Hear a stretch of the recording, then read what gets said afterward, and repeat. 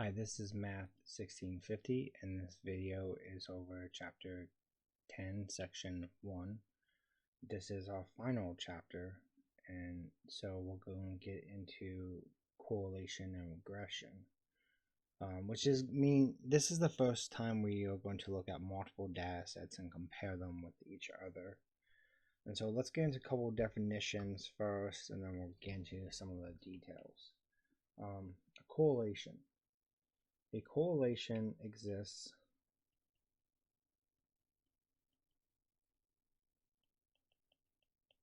between two variables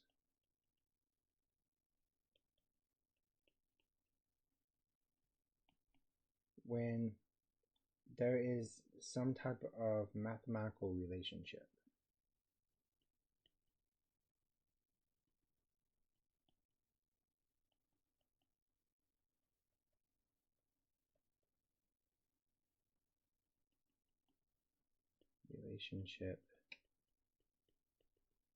Between them.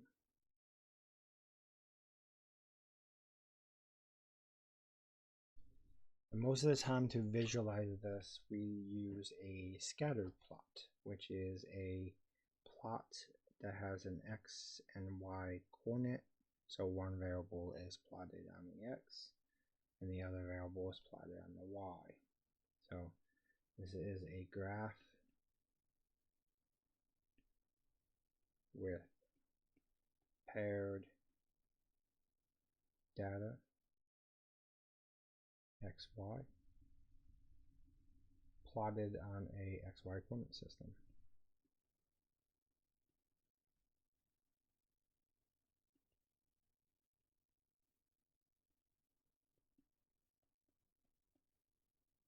And the first thing we do when we're analyzing data to see if there is any relationship is what's called the visual test, where we look at the data and we look to see, does the data start to form some kind of trend? So looking at the data, we look for some trend. There could be a couple types of trend. You could have things that are linear, exponential, quadratic. In this particular section, we're going to concentrate mainly on linear.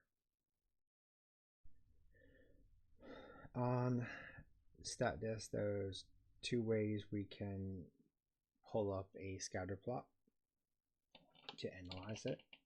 So we're going to be looking at boats and manatees.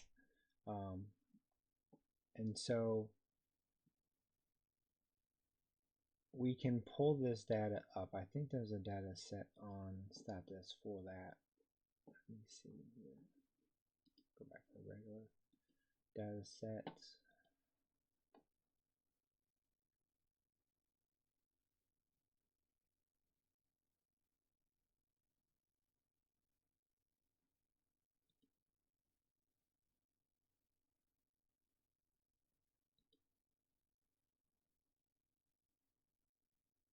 Manatee boat deaths. And we can pull this data up either through a couple methods. One, you can click on data, go scatter plot, and then you can choose. We're going to look at whether or not the number of boats causes an issue with the number of deaths. And then you plot it. So boats will be on your X, deaths will be on your Y. Did I not plot that right? Boats, deaths. There we go. And you see whether or not it follows some kind of trend. This one looks like there's an uphill trend to it. The other method of doing this is to go analysis, correlation regression. And again, boats, deaths. We're not going to worry about the significant level in these cases. We're going to just keep it at 0.05. We evaluate, and then it's going to give us the information we'll be going through within this chapter. You can click on plot and see the same graph. Alright, so you don't necessarily have to go to both. You can go to either one if you just want to plot it, or go to the analysis to if you want both to plot on the results. Alright, so we have a couple other separate graphs, same idea though, boats and deaths amenities. And we're going to just look at them visually. So in the top one here, the top graph, the line, there is an incline to it, but it's pretty close to horizontal. And that's one thing with a lot of these. You always see some a little bit of an incline, but it does not a great amount. And if you look at it without the line, you really can't tell if there's any kind of trend. So visually looking at this, we would say that there's no correlation.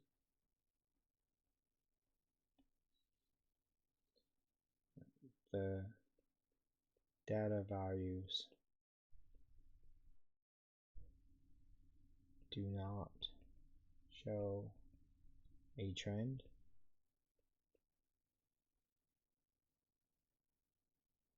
Or any mathematical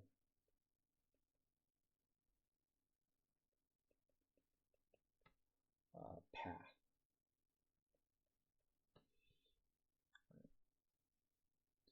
In the one below, which is more like the one we saw, these values are more within a trend. As the boats get higher, the number of deaths increase. And so that looks like there's some correlation. The data values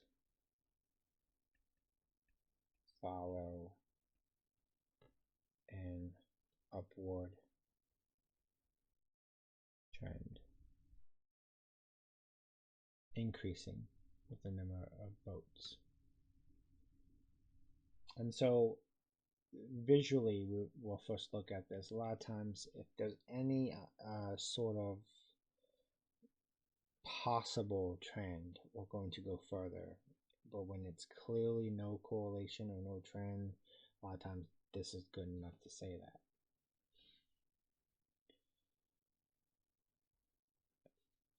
Now let's get into how we would actually analyze data besides just graphing it.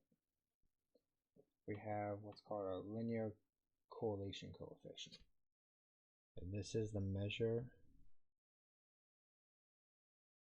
of strength between the x and y values in the sample.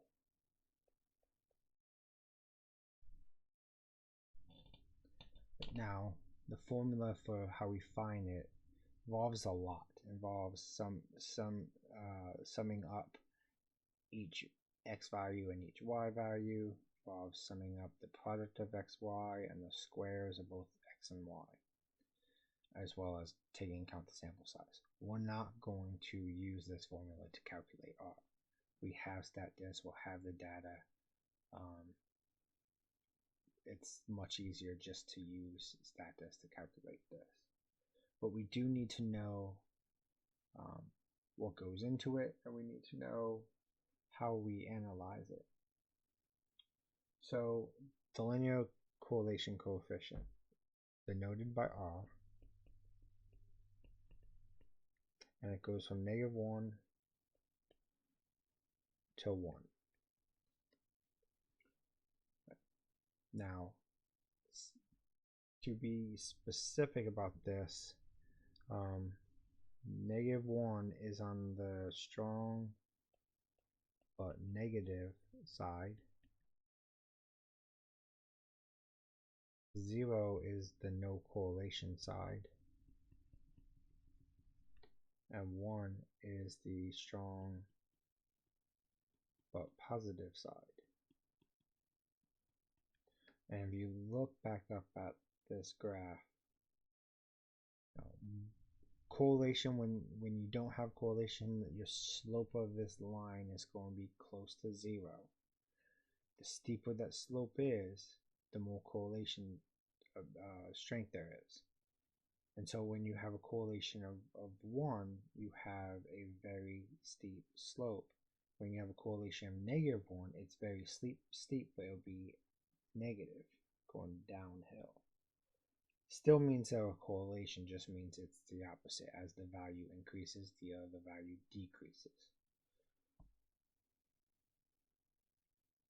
And then the third one here, a lot of times when we look at the strength, we'll just look at the absolute value of R then to see if how close this is to 1. So absolute value of R is stronger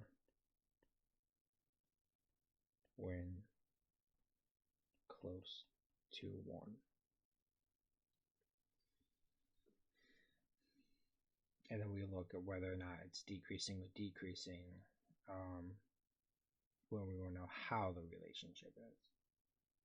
So looking at these 4, we have one that has a positive correlation of 0.859, that's on the top right, or top left, negative 0.971 on the top right, bottom left is 0.074, bottom right is 0.330. Now, first, the bottom right, this is not a linear, so I'm not going to concern ourselves with this. It's just not linear. Now the other ones, one way you can visually see the strength is how far apart are these data values. Here, the one that has the negative correlation in the top right, it's the strongest, closest to 1.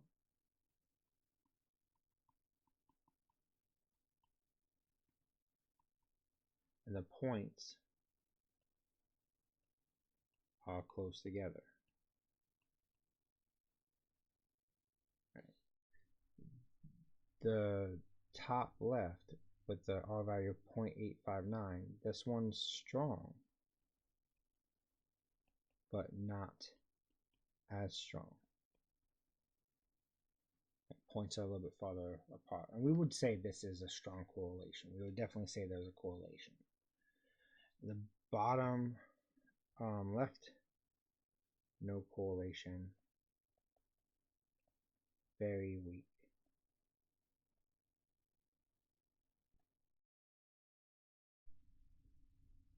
And when you look at it, it looks like it's just all the data values spread out. So which graph is strongest? It would be B, with the absolute value of R being very close to 1.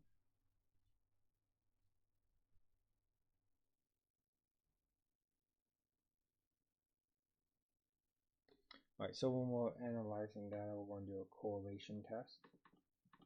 There's a couple assumptions here that we make. One is that X and Y data sets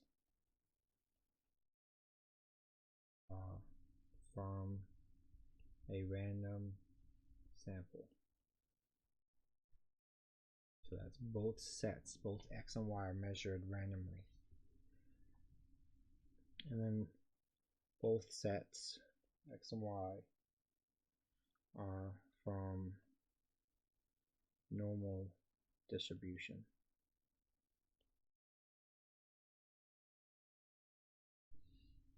Again, R must be between -1 and 1. And significant correlation is when you're close to -1 or 1. Weak correlations when you're close to 0. There is somewhat of a generic rule where if you're between 0.8 and 1, absolute value wise, it's strong. Between 0.2 and 0.8, it's moderate. And 0 and 0.2, it's weak. And there's a big range there for moderate. And that is just kind of a generic way of looking at it.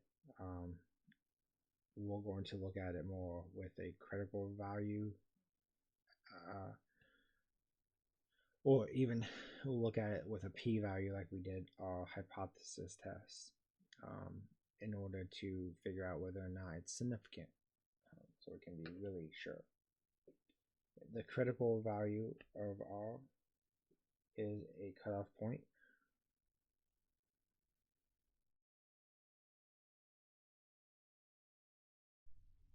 to decide significance of correlation.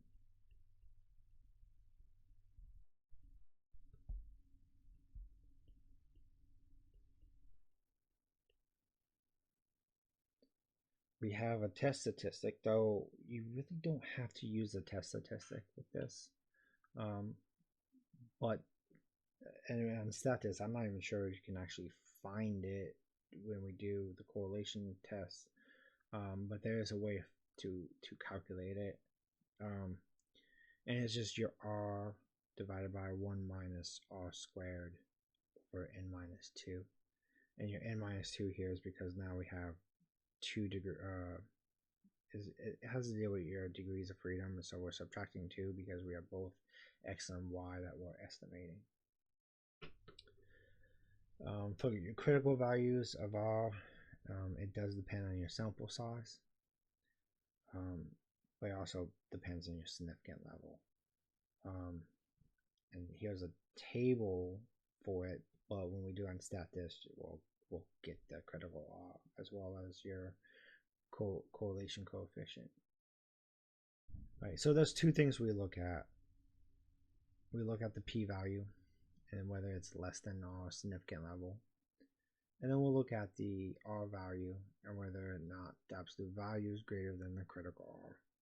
If either of these cases are true, or they both should be true, they both will be true, then you have significance. All right, so both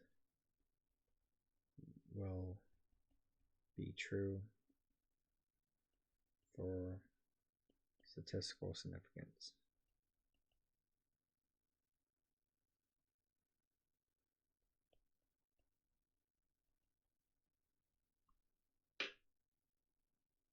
All right, so on StatDisk, I already kind of showed you how to get to it. Let me just go back to this. So this is our data, let's say. We go analysis, correlation regression.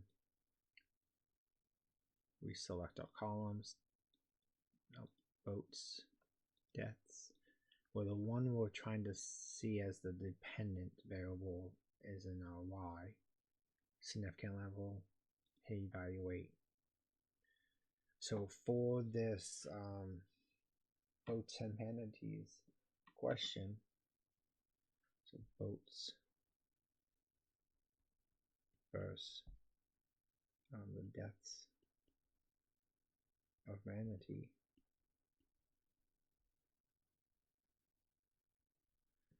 We have a R value that's equal to 0.814. Okay, so it's higher than 0.8. We will assume that that's strong. We have a critical value is 0.3739.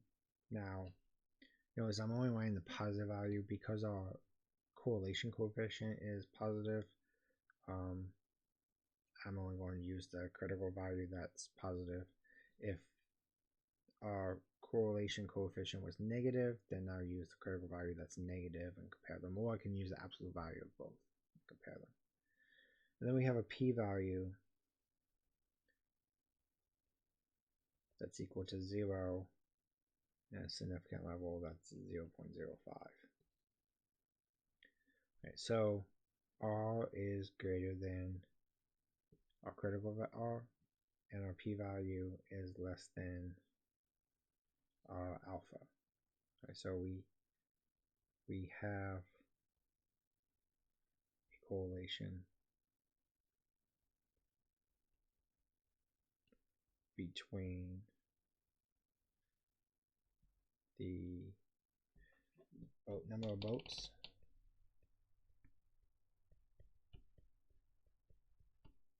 and the number of deaths.